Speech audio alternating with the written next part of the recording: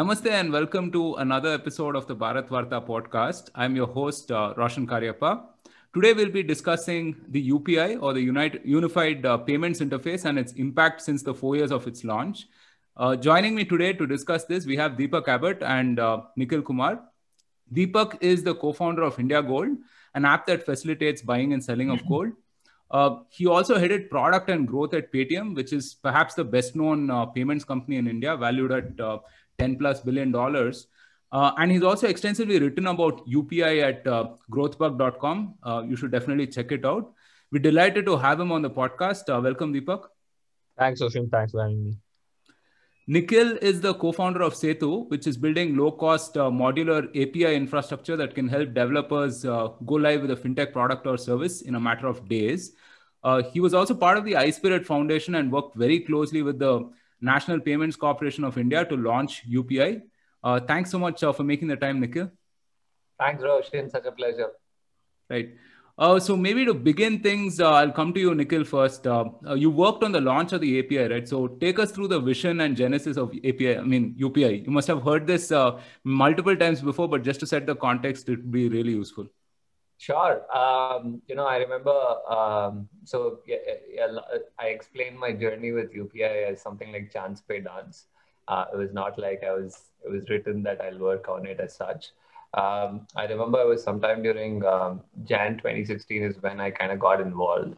At that time, basically, the idea was that, the RBI had actually thought about two large tracks to enable digital payments adoption in the country. So one was the regulatory innovation around payments banks. So there was a lot of buzz around payments bank coming and changing the way India's payments ecosystem or, digitization of payments, so to speak.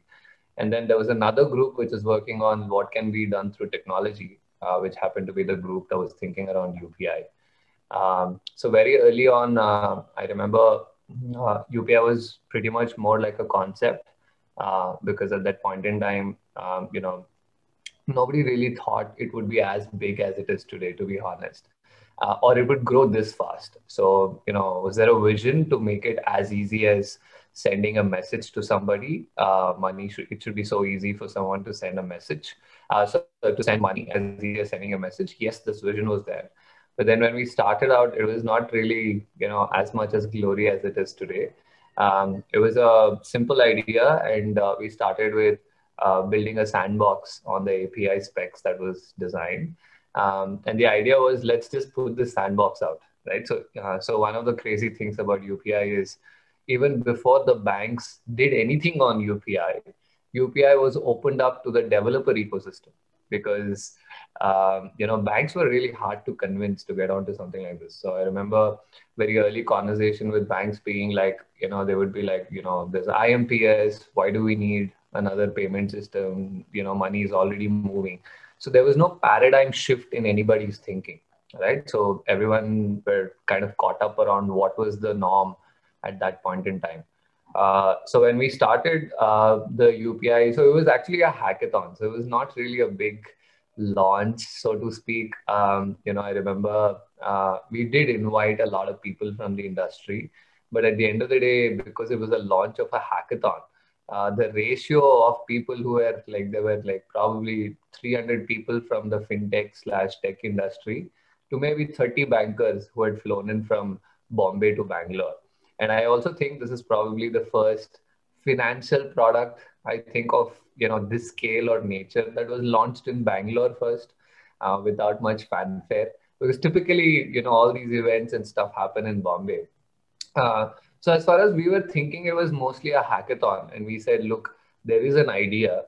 And the idea was translated into technology specifications, what we call as APIs. And we said to test the idea, let's build a playground, like a sandbox, where these APIs can be tested.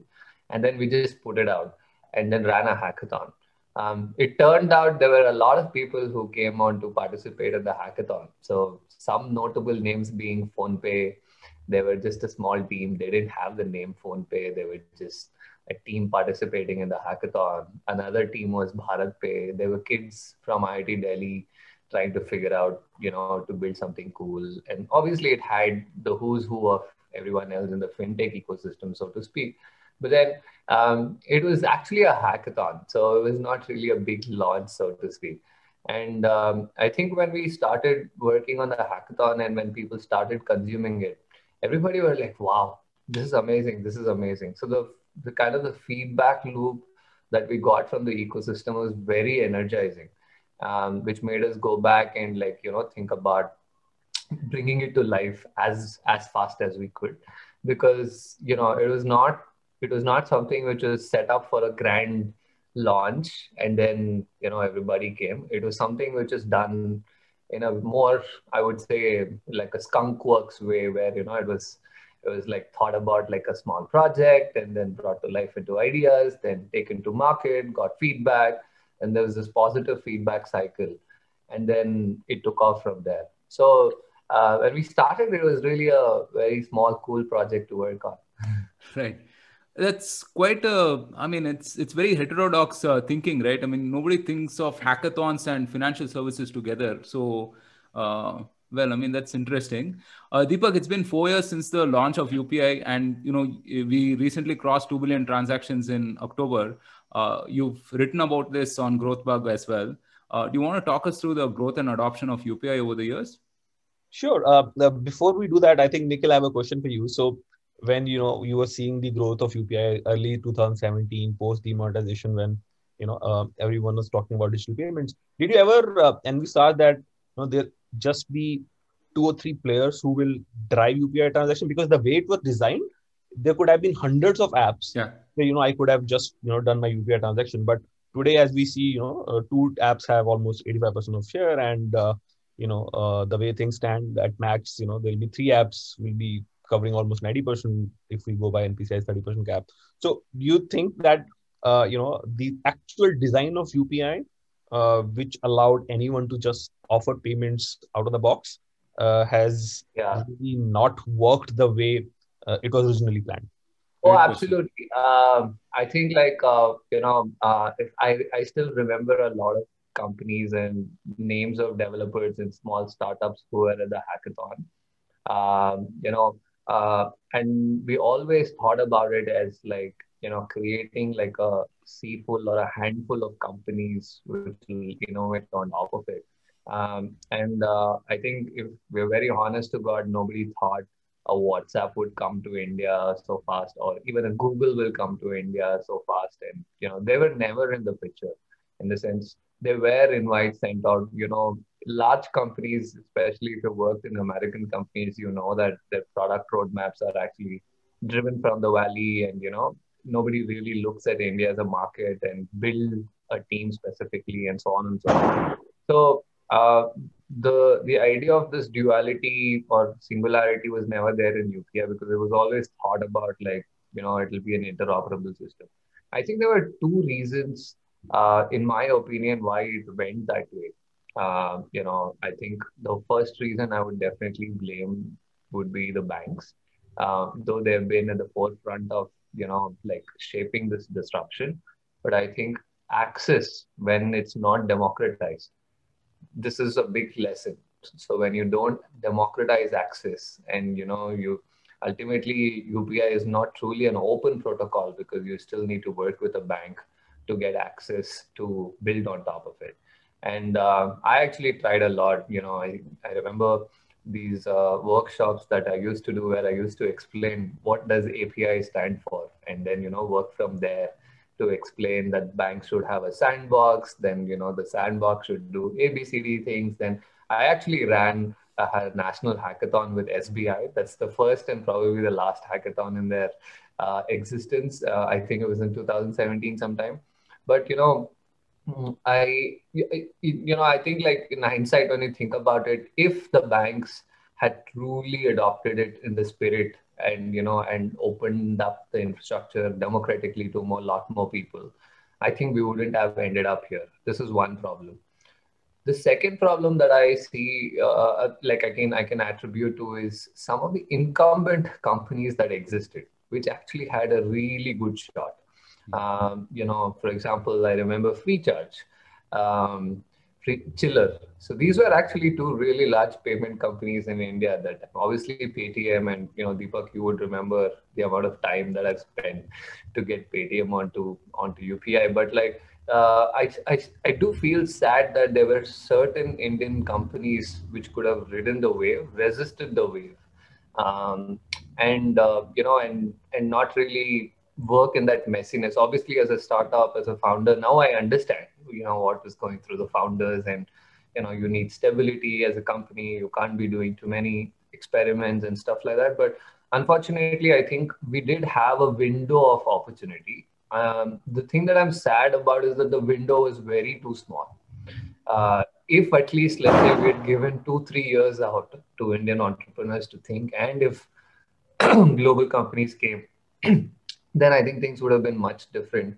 I think the window is just hardly like 6 months. It was like between October, November, December, January, February, March of 2018, 2016, 2017, and then that it was just too short a window for any entrepreneur, any founder, any team to like their mindset to shift and change towards it. So I am very sad that it has ended up the way it has, especially on the consumer side. I used to say that and I still believe and I hope that there is an opportunity for someone to build like verticalized payment experiences for, say, armed forces, for children, for elderly, for women, for entrepreneurs, and so on and so forth.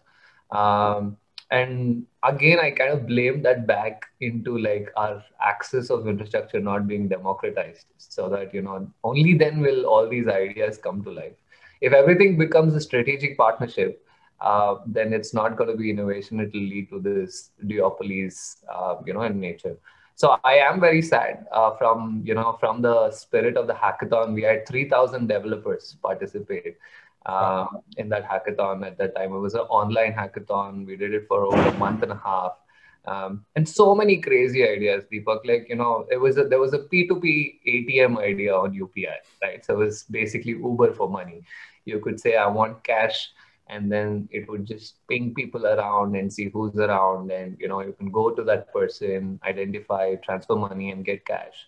Lots of like interesting ideas. I think sadly, the most basic ideas are where we are stuck today as an industry. There's a lot more cool stuff that was thought of, like IoT, for example.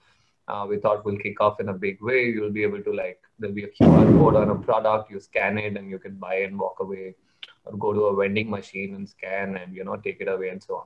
Lots of cool stuff that hopefully I think will happen if access to infrastructure is democratized. Awesome. I think it's really fascinating to know that you're actually part of this revolution so early on, and you were working on so many things. So Roshan, just to answer your question, I was also lucky to be part of this whole payment revolution that started in late 2016.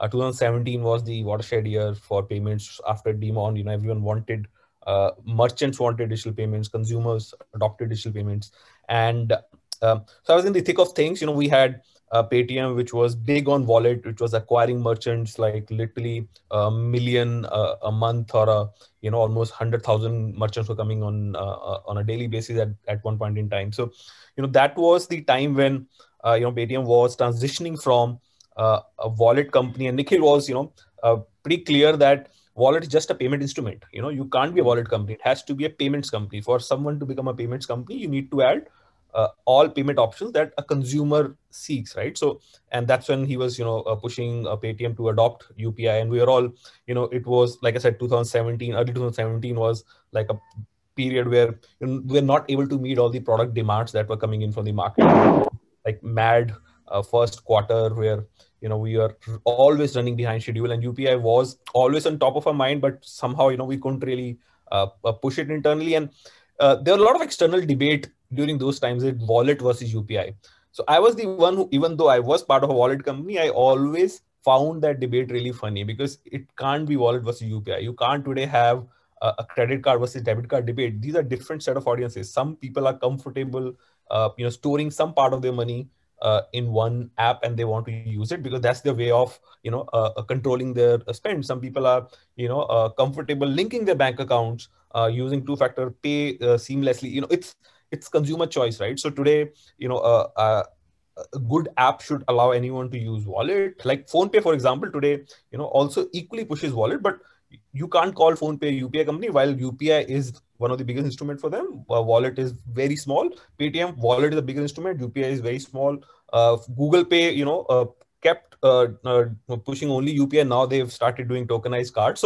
So the point I'm trying to make here is that UPI is a very important part of the payments landscape, and there are a lot of users who are comfortable using UPI. So 2017, 18, when Google Pay started pushing in, PhonePe then actually went aggressive in 2017. PhonePe was the first app to launch UPI, and for first several months till Demon happened, or even after Demon, they were also not sure how to really push UPI because they were the only players. The concept itself was tough. The Bheem app really helped. Government really marketed Bheem aggressively. Prime Minister marketed Bheem aggressively, and that became like a household name because it was something which I think first time a government of India supported app was a world-class app. It was a brilliant product at that time, right? Obviously, it lost its share later on, and that's a different story. But as a product, I think Bheem was a true showcase of how UPI should work, and that's when I think Google Pay, Paytm, they all started getting ideas. Oh, if their app could be this seamless when it comes to sending money, we should also be adopting it. And P2P became obviously the first first product which everyone focused on. And I think for about 1.5 years, it was just P2P which was taking the major share of all the transactions. I think somewhere in 2018, when Bharat Pay also came in, and when Paytm also started realizing that just by acquiring wallet merchants, tomorrow they'll have to go back to them again if those merchants want payments from other instruments as well.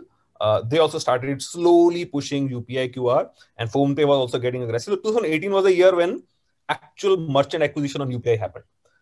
And now if we see, almost 880 million transactions, P2M transactions are happening on UPI, which was literally zero about 1.5 years back. So the real growth, and for me, the real barometer of digital payment success is someone taking the phone out, scanning a QR, right? P2P is a great use case, but end of the day, if every shop around you is accepting a digital payment, and you have your bank account linked, or you have your card linked with any of the apps, I think for me that was the real victory for a payment instrument like UPI, where I used to feel happy when people used to say, the carpenter used to come to my place, or a milkman used to come to my place, pay me by GPay, or pay me by, this is my UPI ID. While UPI ID as a concept, again, Nikhil will discuss that, didn't really take off, but there were people who started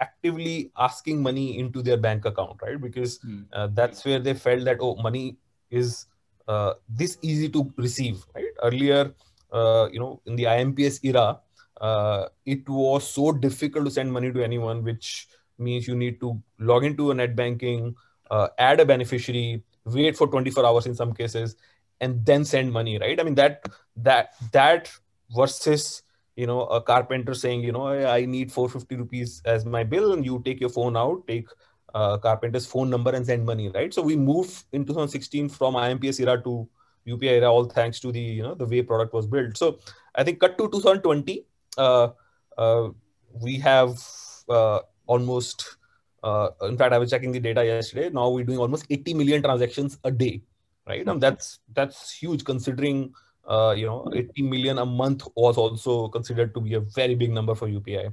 So the only thing now we need to see is that, and which I keep saying, that while we focus on TPS share, PhonePe, Google Pay, WhatsApp, Paytm share, but I think UPI becoming so big, which no one anticipated that it will hit 2 billion mark this soon. It might hit 3 billion maybe somewhere middle of next year, maybe 4 billion 1 year down the line. Because I observe the bank success rates and UPI success rates very closely, that is taking a hit somewhere. I think banks are not incentivized enough or banks are not pretty excited about UPI as a product. For multiple reasons, zero MDR could be one, or they don't see any direct benefit from it, or their apps have not really taken off as far as UPI is concerned. So I think now 2021, 2022, with new NPCI cap coming in, with WhatsApp coming in, with merchant adoption of UPI going up, we'll see UPI changing shape dramatically. I mean, I won't be surprised if out of 4 billion transactions in 2023, 2.5 billion is P2M, because frankly, P2P has a limit. End of the day, if you're sending money to 10, 12, 15 people a month, it could be a business payment, it could be a personal payment. Beyond a point, your P2P use cases are not going to grow dramatically. If your P2M use cases, you're sending money for business purposes. So I see that P2M becoming a much larger share. So I would have wished that this 30% cap was only on P2P and not on P2M, because that's, like I said, that's where I think we should allow more and more apps to come in, keep the unique proposition of UPI in front, build products like credit on UPI, build products like mandate on UPI. Things like those are still to come up, right? So I want new startups to come in, just build innovative products on top of UPI. So this is how I look at UPI next 2 years down the line, and I really hope that such innovations like I think Nikhil also mentioned earlier on, all the innovations that were part of the hackathon in 2016. Some startups should now start building on top of it. Right. Fantastic. Yeah, I mean, nowhere is it so apparent, the innovation that we have here, like when you visit abroad and when you get change at places like Starbucks or whatever, right? That's when you realize, how amazing UPI is, right? You don't, it's like a night and day difference. So Nikhil, I want to pick up on something that you mentioned earlier, and, even Deepak touched upon, which is the attitude of banks to the whole solution providers, developers, so on and so forth, right? Now, obviously, you're not going to get banks partner with three guys in a garage. Even if you tell them that, all the security aspects, the privacy concerns, everything are addressed. But do you see that, attitude changing? I mean, it's been 4 years and they've seen plenty of new innovation and whatever. Have you seen that attitude change? And if not, what can you do to sort of assuage their concerns and actually encourage them to, partner more actively? Yeah, so I can actually share my experience being a very active vocalist for developers and the ecosystem, to now like understanding, and being a lot more empathetic toward banks. And, part of my journey at Setu has been to try to do this democratization, right? When I started, I was like, I came from an API world where we were building APIs left, right, and center. I was at Intuit, where I was building accounting APIs. Then I was at Exotel, where we did telecom APIs. And then when I came to banking or financial services, there was not really much talk about APIs in India for financial services, right? So we had financial products. And if the financial products would be either a savings account or a current account, or, and then you had payment methods, and then there were products like payment gateways and so on. So the idea of a financial services being delivered over an API itself is a 4-year-old concept, right? And imagine this being given to people who are 50-year-old plus. Typically, there is no 20-year-old on top of a bank, sitting in the board of a bank, or, at the leadership team of a bank. That's the thing that we all know, right? It takes years of experience, and, people have come through multiple cycles. And I think in the current lifetime of bankers that they are, the biggest revolution that they would have seen is basically privatization of, from going from nationalization to privatization, seeing the 1990 crisis and, the economic reforms and so on and so forth, and obviously seeing one recession. But apart from that, think about it as a banker. Technology adoption started with core banking. So I had this ringside view because my parents are bankers. They're bankers for 35 years, work for a regional rural bank. And I've seen their bank getting digitized. That bank actually was started in my house in my hometown in Kolar. and it's grown into like a big 1,500 large branch. You're one of the most successful rural banks today in India. And then I became a little empathetic. Then I was like, okay, look at the people that we're dealing with. For the last 25 to 30 years, you're living in a paradigm, and suddenly a new paradigm comes about, right? So I think in the initial days, I used to be like, how can you not get it? How can you not get it? To then going and thinking, hey, look, these people are like my father and mother. I'm still trying to get them onto WhatsApp and get them to use internet. And here I am trying to like talk about concepts like API and blah, blah, blah, and so on and so forth. Right. So I think when I look back now, the good part is that Indian banking has probably changed a lot more in the last 4 years from a consumer point of view compared to, let's say, the last 40 years, right? If you were not in India and let's say you were in America and you came back, you would be like shell shocked you to see like what the hell is happening on the street. Every tender coconut guy has a QR code and saying you can pay me digitally, right? And I want to give credit to the Indian banking system, especially leaders like Rajiv Anand at Axis Bank, Arundhati Bhattacharya at SBI. These were all people who actually knew that that paradigm had to be broken and came on to UPI very early on and adopted it. And obviously, when it started, today we talk about like uptimes. Deepak, I can tell you when we built and launched Bheem. So one of the success things about Bheem was because we became an operator. NPCI was an operator as well.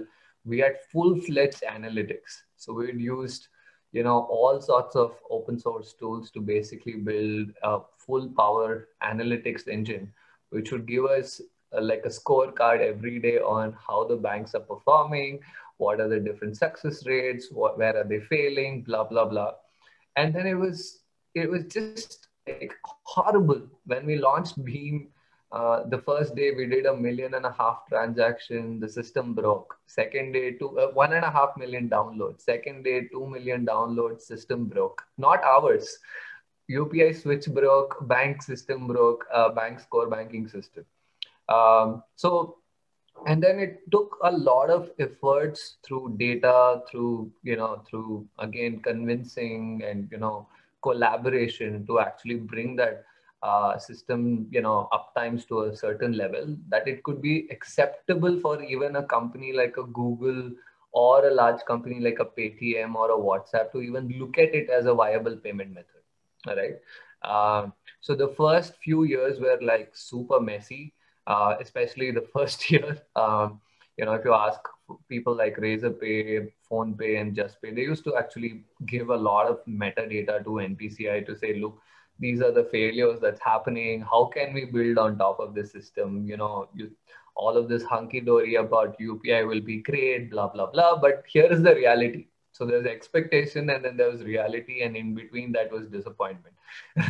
So for the first few months, it was really horrible in the sense like, it wouldn't be viable for you as an end customer to actually be using the system. I'm seeing this almost like the second wave of what's happening, in the current situation, which is of all the problems that we have dealt with, let's say on digitizing payments in India, I think technology is probably the easiest problem to solve, in my opinion.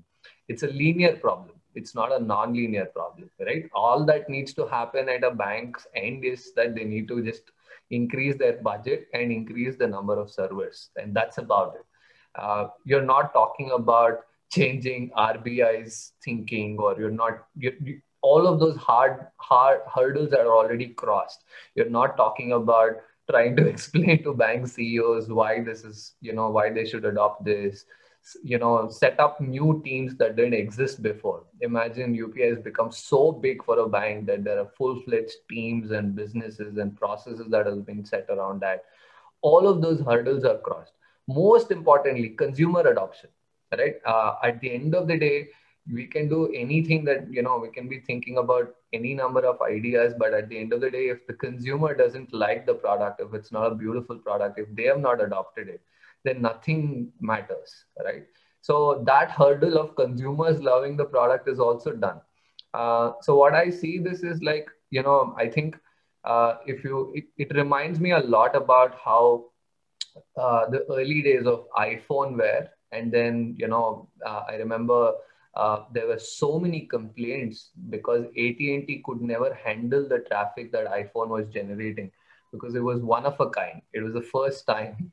And a telecom network never actually had that kind of data come into their systems, right? It was so bad that people were not even able to make a phone call.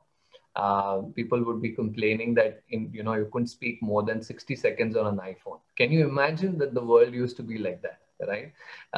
And then came a time then, over time, as investments started happening, especially technology, like I said, is a linear problem to solve, right? It was building the iPhone, and adoption of iPhone is the harder problem. So once you had consumer love and demand, fixing the supply side was not really much of a problem, right? So I see similar stuff happening on the banking system today, that this is probably the most that they've been strained ever in their history of existence. And Deepak can actually, kind of attest to this, that their systems are legacy and archaic for sure. There is no doubt about it. I am actually honestly surprised कि इतना खींचा है that we are actually doing 2 billion transactions on a legacy archaic core banking system of multiple different banks in the country. And like I said, the good part about this is that it's a technology problem, and we are so advanced in technology. People are building rockets to Mars and figuring out how to build underground tunnel systems. So and nothing like Deepa could have learned this. Like companies like Alibaba, for example, have just done this at scale 10 years ago. Mane, there, I remember when one of my China visits, actually my only China visit, I went to Alibaba and Ant Financial's HQ, and then they have this huge dashboard as soon as you enter, which shows all the metrics and so on. Their transaction per second that they do is like some 176,000. So that's the scale at which Ant's financial systems operate. And at that time, we were at around 1,200 TPS on UPI. And even today, probably we are around 5,000, 10,000 TPS and maximum. We are talking about 20 multiples at which China is. Then this is again 5 years ago. So, so the good news about this problem that we will see in terms of this is that it's a technology problem and not a regulatory problem or an ecosystem problem or a consumer adoption problem. Fantastic. So Deepak, assume that the banks are open to partner and whatever, right? And regulation catches up and it's proactive and all of those things. What are some services that you would like for payment companies to build on top of it, specifically for in the P2M case, right? So could you talk about a few of these use cases, maybe like lending, for example, and so on? So I'm already excited about people building lending around UPI. So what if you replace a bank? So today to link to pay to someone, you need to have a bank behind. Now what if instead of that bank there's a lender behind? Now that lender could be any NBFC, any bank, which today ascertains the creditworthiness of a user real time, and can allow users to make a transaction without debiting their account, right? So there are already startups which I'm aware of who are working on this, where they're seeing, okay, UPI merchant network is already set up. There are millions of QRs already there. Now, one way to give credit is give personal loans, where you cash out into your bank account. The second big category is consumer loans, where you give credit against certain specific purchases, right? Depending on like I said, the credit worthiness of a consumer. Now you walk into Chroma and you want to buy a 42-inch TV, which is $25,000, and you only have about 15,000 rupees in your bank account. Now today end consumer doesn't get any overdraft from a bank, right? So there's no concept of an OD, right? There's no they get a personal loan which they cash out, which goes into the account which they can spend. Now, if let's say banks were to give you on the fly overdraft to let you buy their TV, and then later on when you have the money, you either pay them the EMI or you actually clear off the entire outstanding. Things like those would enable the second level of adoption of UPI, where I will be, because we all know that everyone needs credit, right? It could be for my personal needs, it could be for my business needs, it could be for my momentary transfer, or for my immediate I need to give money to someone which I'm expecting in 2 to 3 days. Now these are the new use cases which will unlock the moment the credit is made available on UPI, right? And this will also allow not just banks but also NBFCs to come into the UPI play, right? Where NBFC can ascertain based on it could be as simple as once we have account aggregators infra fully in place, based on my account statement or other financial instruments, they can give me a micro credit card, right? When I say micro credit card, it would be $1,000, $2,000, which I can spend every month on a Kirana store near me, right? And then I can settle it at the end of the month, exactly like credit card, but it's a micro credit card which works on a UPI network. So I'm particularly excited about this product, and I'm happy that there are a few startups who are working on it. A couple of startups I know. In fact, one person who used to work very closely with me, he's building an alternative to UPI ID, saying while UPI ID never took off, for whatever reasons, I think most of the TPAs they were not very proactively showing the UPI IDs because they wanted to keep the user within their app. So this person, this startup is looking at saying, okay, while UPI, which is actually an interoperable platform, doesn't feel like one. Now I'll give you one example, anecdotal, but I was like surprised that this happened. So yesterday I ran a Twitter campaign where it was an experiment where I asked people to send money to me on my UPI ID. Okay. And any money, could be 1 rupee or whatever. So the handle I gave was at Paytm handle. It's my UPI handle.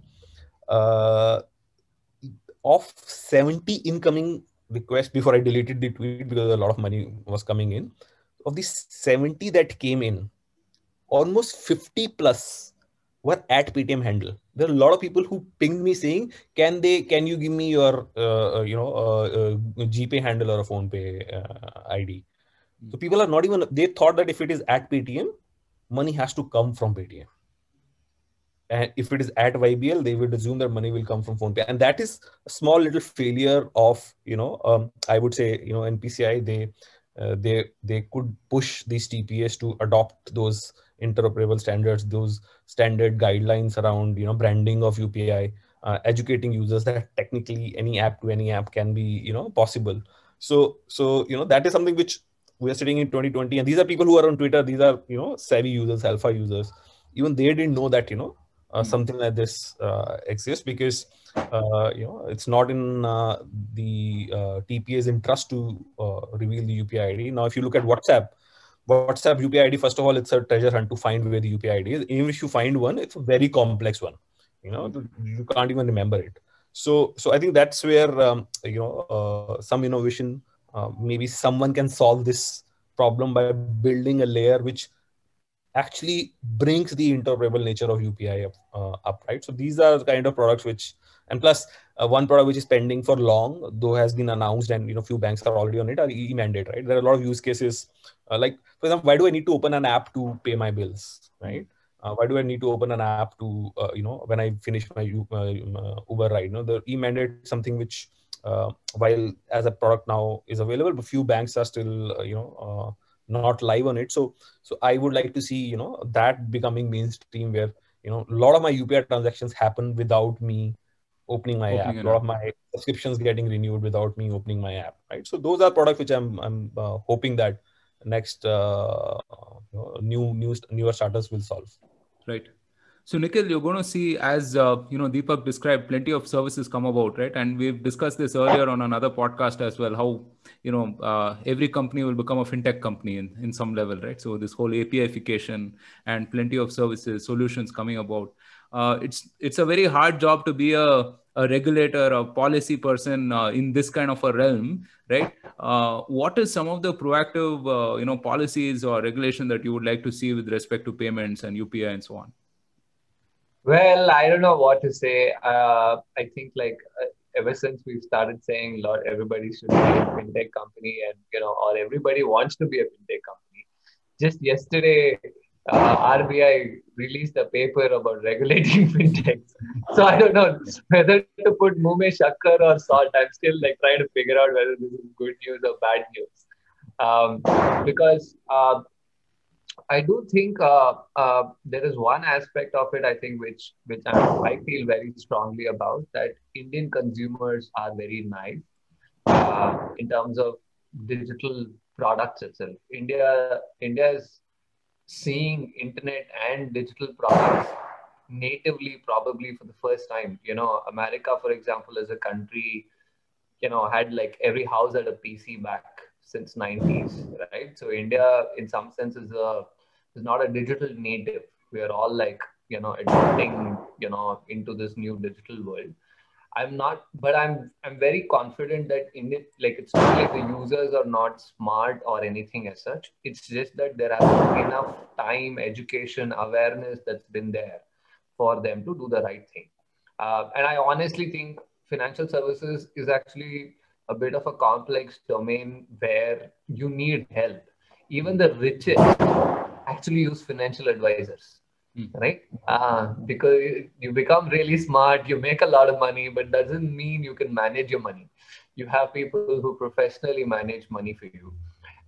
So I think it holds true even for when you go down to an Ola driver and so on, which is why there's so much of importance in our culture around women coming into our lives and managing money, especially Indian households, that savings in those steel boxes, and mothers and wives and grandmas, being actual the financial advisor or gatekeeper in the family.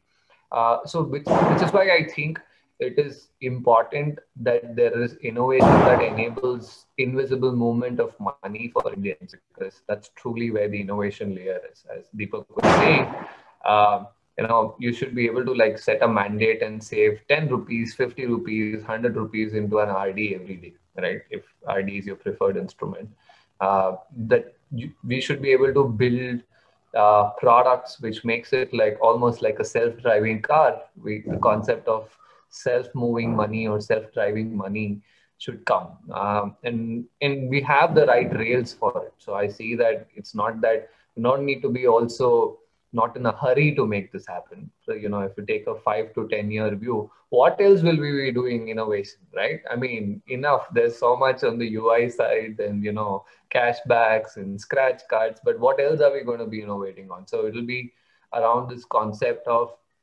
self-driving money. I think so.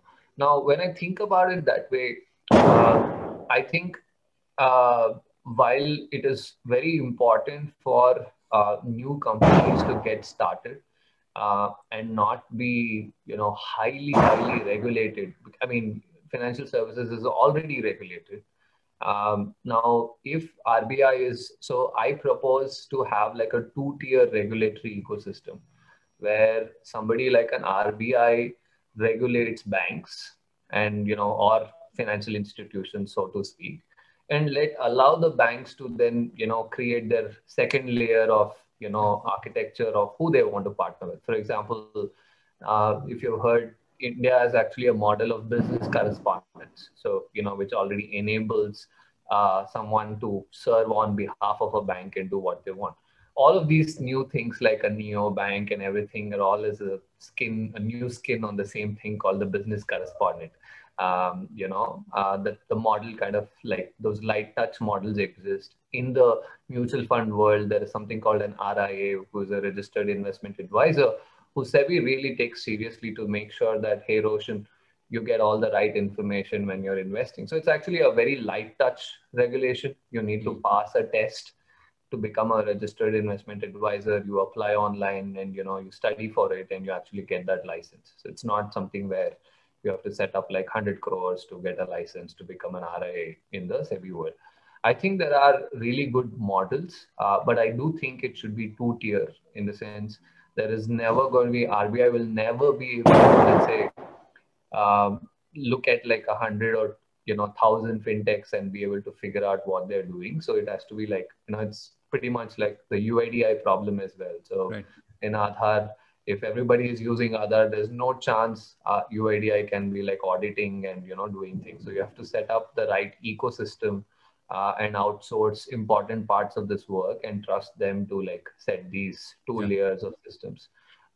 So I think currently there are thoughts about like who should be regulated and why should they be regulated. The first nail has been on the payments businesses. So earlier, payment gateways, as we popularly know, were never regulated, right? Because they were only doing a tiny amount of transactions in the overall scheme of India's financial services. Now they're a major part because digital is becoming so big. So the first nail was on the payment. So RBI has come up with a license called a payment aggregator. So anybody who's in the business of moving money has to now get regulated. I expect this to like slowly kick off into other, kind of areas, especially like things like neo-banking, where people are becoming the end interface for users, and also lending, where you're giving the right set of information to the users and so on. So I think the right balance for this is also to create a self-regulatory architecture for us as a fintech ecosystem, because if we don't self-regulate ourselves, then we should expect the regulator to come and regulate, right? That's going to be, we either form these common grounds and rules and hold each other accountable as a community, as an ecosystem. If not, we should be prepared for the regulator to come, because regulation is always about, it's a 99% versus 1% problem. To basically find that 1% bad apples, 99% of the people have to go through the pain. So if we can avoid it, work collaboratively, I think we can come up with an architecture which enables innovation and at the same time ensures that the financial system is stable as well. Yeah, fantastic. So I think, as you mentioned, maybe 4 or 5 years down the line, the liability will devolve, right? Right now, from everything rolling up to a bank, it might be different entities and institutions and so on, right? So Deepak, what do you think about the recent regulation? And including that capping the market at 30% for apps and such. So going back to the point which Nikhil made earlier about only 3 players, or 2 players as of today who are very dominant in UPI. Now, while I do not support this 30% capping, I think it's kind of illogical.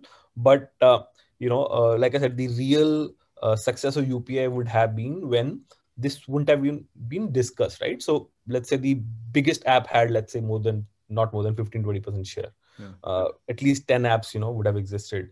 So I'm happy about WhatsApp coming into payments. It'll bring in a lot of new users. I'm happy that, it is growing the way we all wanted it to grow. But I think putting any restrictions by, on the growth of these private players, because they are very ambitious, right? They are venture funded, they are aggressive, they are building the infrastructure, they are pushing the limits.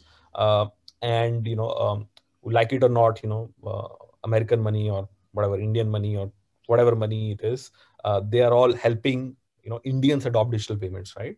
End of the day, if WhatsApp is able to bring in 20, 30, 40 million more users, my dad, if tomorrow, starts to pay online or starts to send money to, other people using WhatsApp, I'll be very happy, right? And that would be the real revolution that these, apps would bring in. So that way, I think putting a restriction was not required.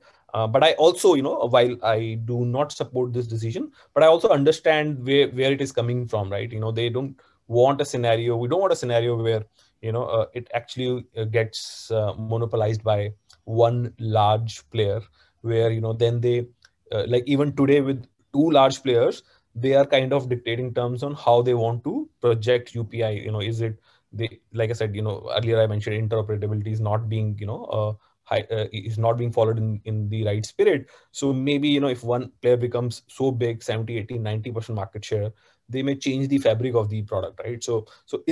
From that point of view, I understand, that cap, why that cap was even discussed. But having said that, I think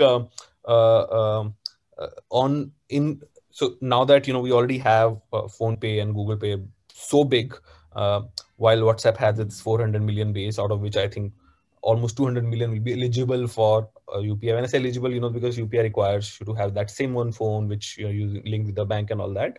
Uh, WhatsApp and Phone Pay and Google Pay are not gonna leave any ground, or they're not gonna let WhatsApp win that easily. So real competition will start now, because WhatsApp will, while it will take time to bring in new users, first they'll try and get the organic P2P users coming into them, right? So we'll see. Hopefully, we'll see these companies going beyond UX, UI, scratch cards, cashbacks, and see if they can actually build a lot more sticky use cases, right? Where beyond just P2P, where P2M evolves into a much better product where it is seamless. Either they're innovating on NFC, or they're innovating on lending, or they're innovating on mandate, and so on and so forth, or they are expanding the merchant network, or they are literally making it easier for you to do remote payments. So those kind of products hopefully will now because, like I said, WhatsApp will focus primarily on P2P.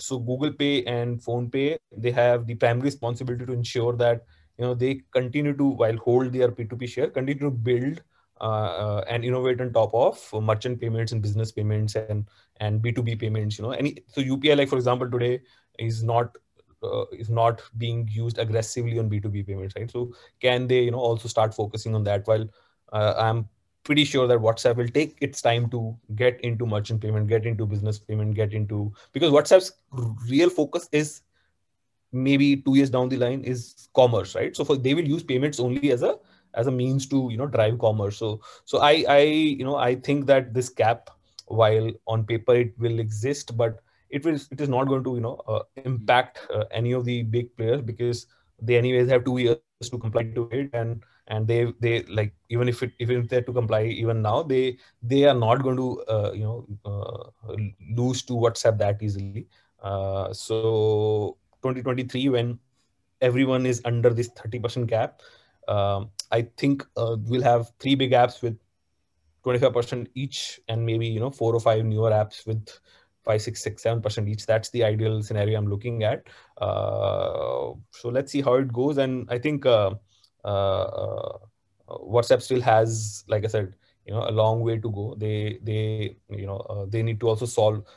They also need to look at how to avoid the phishing attacks that happen, the social engineering frauds that happen, the collect frauds that happen. So because of a large base, because they are bringing in new users, they'll have a bigger problem at hand, right? So while Google Pay and Phone Pay and Paytm tackled it much earlier, they're still tackling it, educating users. But Right. WhatsApp changes the game completely. So with WhatsApp opening up, I think that may also increase. So this 30% cap theoretically can also help these players to ensure that those kind of checks are built into the system, so that gullible users are not losing their money when they come onto WhatsApp payment. Sure. Right. So we've spoken about UPI for, I think, about an hour now. So let's move a little beyond UPI, right? So Nikhil, I want to come to you and talk to you about India Stack, another thing that you're really passionate about, right? So what are some similar initiatives that you think that we can build centrally that can act as an API, and people can leverage, build many different services and so on and so forth? Oh, I have a lot of ideas.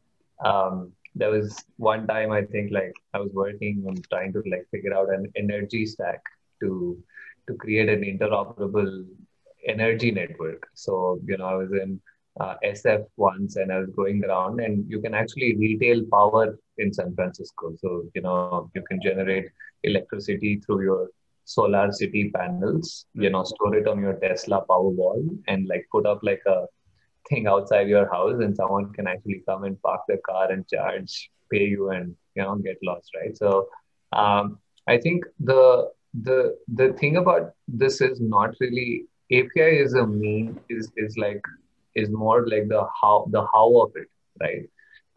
Always. So APIs allow natural partnership, technology partnerships to happen. That's really what the significance on API is. It enables collaboration to happen. That's what it is.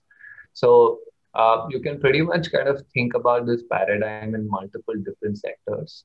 So financial services. If you see a lot of work iSpirit has been doing with the National Health Authority now on healthcare. There's a lot of work like an India Stack equivalent called the Health Stack that's being built for revolutionizing healthcare in India. Similarly, there's a lot of work happening around education and skills with the government of India, with one of the not-for-profits called EkStep, which is working on a lot of API-based technology platforms for education. So you can like kind of think about this going into multiple different sectors. I would actually say it should be the other way around. We should pick a really hard problem that we want to solve as a country, and then say, okay, these are the large 4 or 5 areas, and then it's never also just about the API. It's about the policy around it. It's about what kind of scheme do you build so that it attracts the right market participants. Then the technology backbone is probably where the API piece comes about. So I would call this like the new PPP model. If you were to think about if you're starting a new country and if you were to build a country from scratch, especially with the kind of digital, technology components and advancements that we have, if you thought about a smart city, even for example, you would think about it in this way: that how do I use technology as a backbone to make these PPP happen? Better public-private partnerships.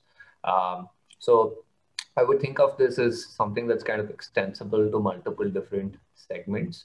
And I think, so like just going back to your question on India Stack, India Stack again was thought about always as a bunch of building blocks that enables these PPP innovation.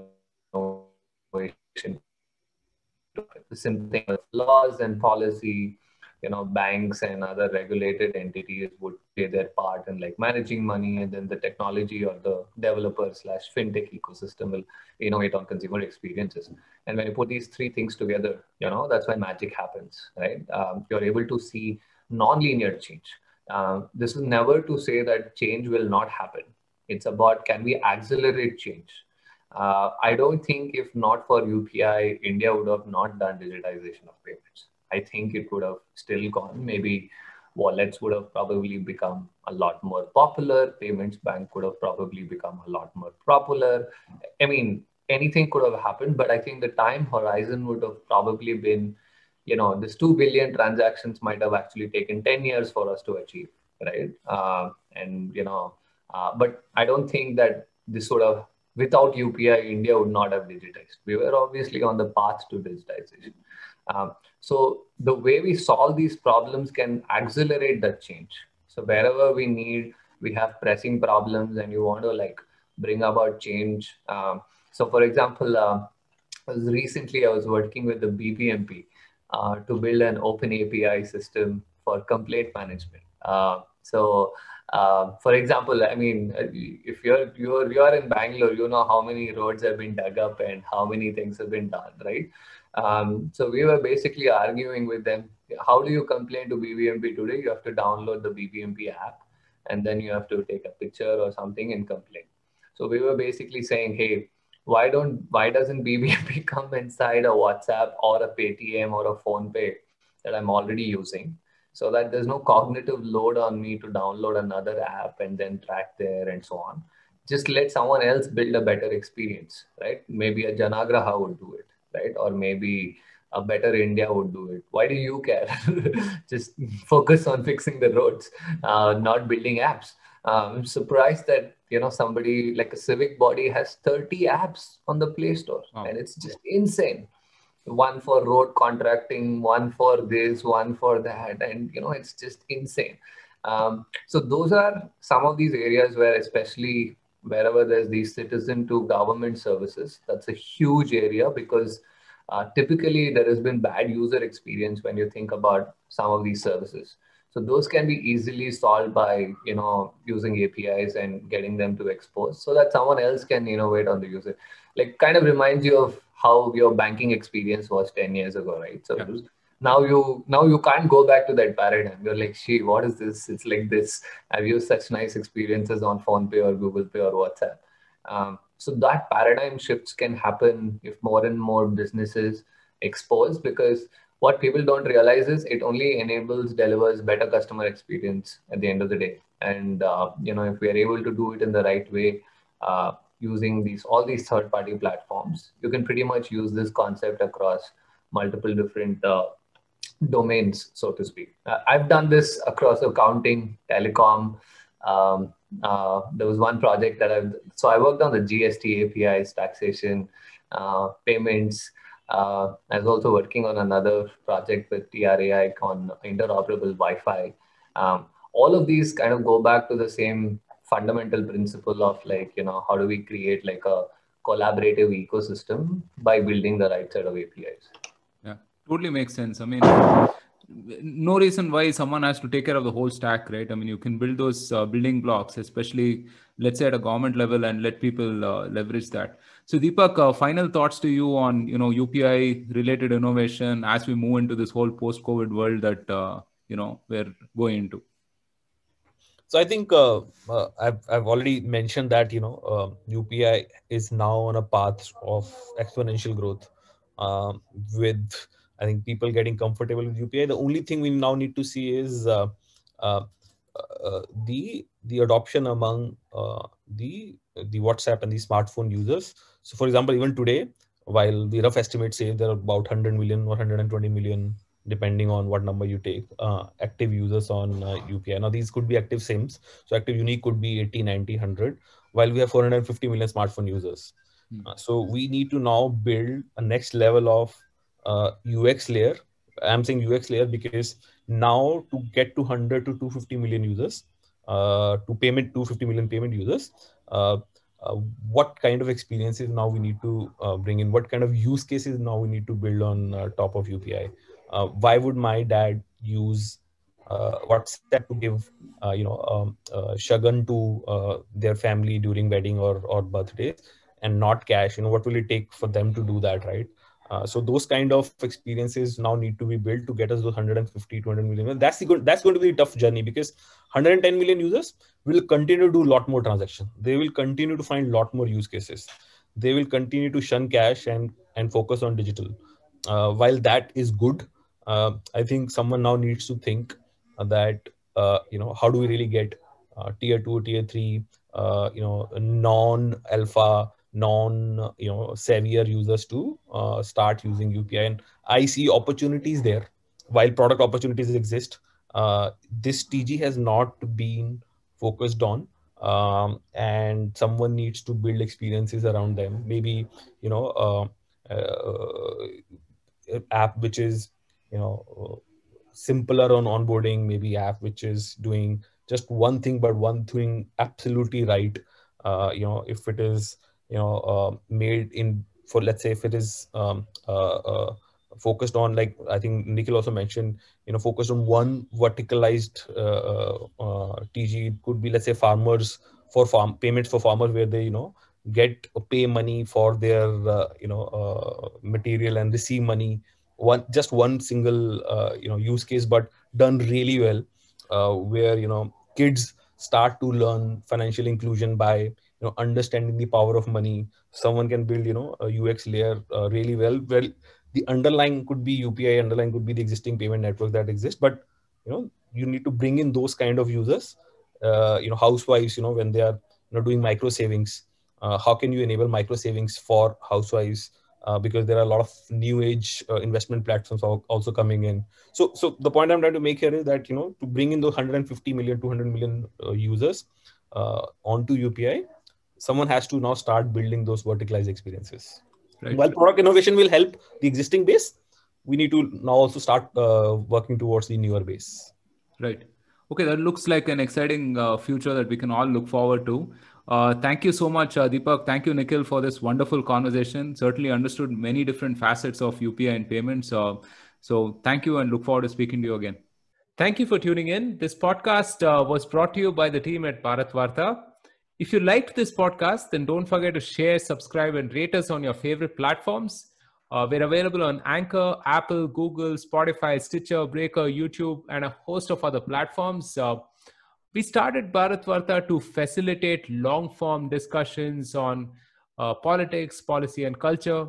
We don't necessarily endorse anything that was said in this episode. If you do wish to offer us any feedback on the content or anything else, do reach out to us on social media or get in touch with us on our website, www.bharatvarta.in. The links are in the description below. Thanks again for tuning in. Until next time, stay safe, take care, and Jai Hind.